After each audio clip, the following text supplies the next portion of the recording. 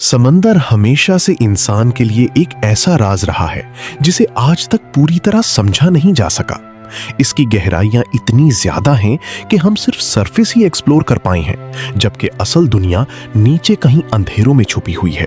और जब बात हो एक पूरे जहाज की जो हजारों लोगों के साथ अचानक गायब हो जाए बिना किसी एसओएस सिग्नल के, तो ये मामला सिर्फ एक इंसिडेंट नहीं रहता, बल्कि एक ऐसा राज बन जाता है जो सदियों तक लोगों को सोचने पर मजबूर करता है।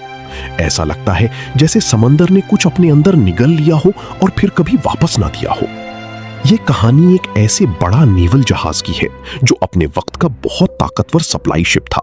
इसका काम सिर्फ सामान एक जगह से दूसरी जगह पहुंचाना होता था, लेकिन उसके आखिरी सफर ने इसे हिस्ट्री का सबसे बड़ा मिस्ट्री बना दिया। उस दौरान दुनिया जंग में घिरी हुई थी और हर मुल्क अपनी मिलिट्री पावर को मजबूत करने में लगा हुआ था। इसी वजह से इस जहाज के अंदर ऐसा कार्गो था जो जंग के लिए बहुत इंपॉर्टेंट समझा जाता था।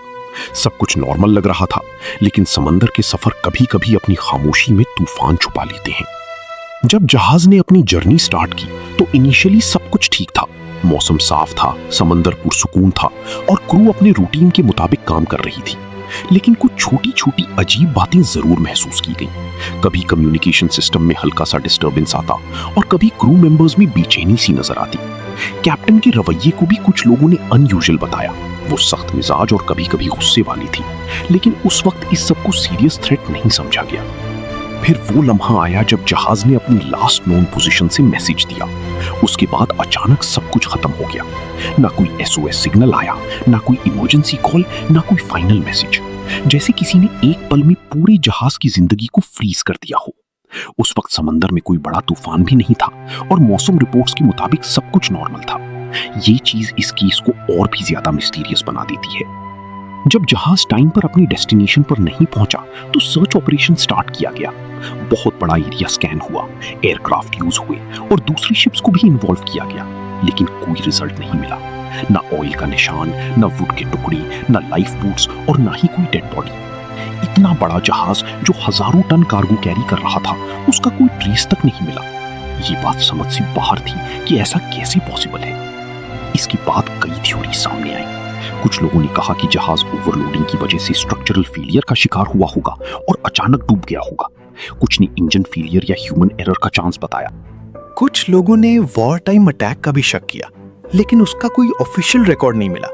हर थ्योरी कुछ ना कुछ पॉइंट एक्सप्लेन करती है, लेकिन पूरी कहानी को कवर नहीं करती। सबसे ज्यादा डिस्कस होने वाली बात यह भी है कि कुछ लोग इस इंसिडेंट को बरमूडा ट्रायंगल से जोड़ते हैं, जहां पे पहले भी कई जहाज और एयरक्राफ्ट मिस्टीरियसली गायब हो चुके हैं। कुछ लोग इसे मैग्नेटिक एनोमली कहते हैं, कुछ नेचुरल गैस एक्सप्लोजन और कुछ इसे सिर्फ मिथ समझते हैं। लेकिन सच आज तक किसी के पास नहीं है और ना ही कोई सॉलिड प्रूफ मिला है जो इस मिस्ट्री को सॉल्व कर सके। आज भी जब हम इस इंसिडेंट को देखते हैं तो सिर्फ सवाल ही सवाल रह जाते हैं। अगर एक्सीडेंट हुआ था तो सबूत कहां गया? अगर अटैक हुआ था तो एविडेंस कहां है? और अगर सब कुछ नॉर्मल था तो फिर 309 लोग और एक बड़ा जहाज कैसे हवा में गायब हो गया? शायद समंदर के पास ऐसे राज हैं जो इंसान की समझ से बाहर है। और ये कहानी हमें ये याद दिलाती है कि नेचर के सामने इंसान अब भी बहुत छोटा है।